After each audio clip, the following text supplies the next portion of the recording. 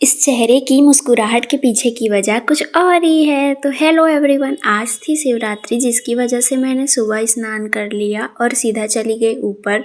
मैं आज मंदिर नहीं गई थी क्योंकि हमारे छत पर ही शिव जी हैं और अगर मैं मंदिर जाती हूँ और घर में ही पूजा नहीं कर पाती हूँ तो ये कैसी पूजा हुई।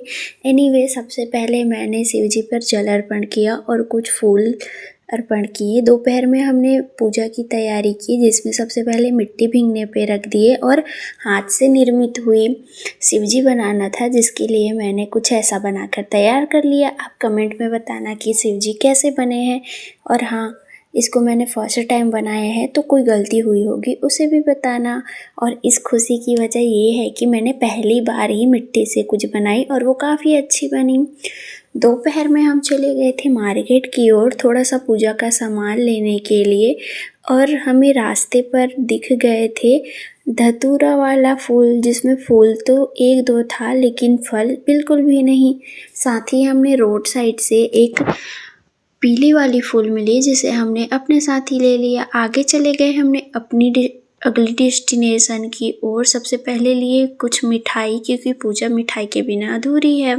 साथ ही चल दिए हम अपनी अगली जगह पर, जहाँ से हमें फ्रूट्स लेने थे, और वापस हो लिए घर की ओर।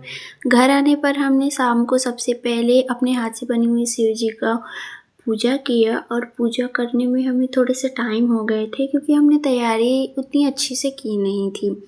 लास्ट में हमने फाइनली पूजा किया, और पूजा हो और मस्ती ना हो हम दोनों की, ऐसा हो ही नहीं सकता। तो ये है आज का दिन।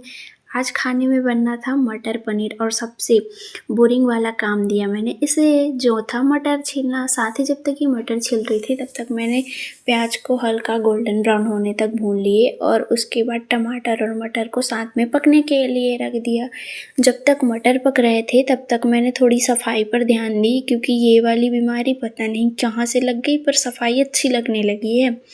सफाई होने के बाद देखा तो सब्जी हल्की सी पक गई थी। तब मैंने कुछ बेसिक से मसाले डाले, हल्दी, मिर्च, धनिया, नमक, और लास्ट में थोड़ा सा पानी डालकर पकने दिया। और स्वाद का मज़ा दुगना तब हो जाता है जब खाने में कोई पसंदीदा चीज़ मिली हो।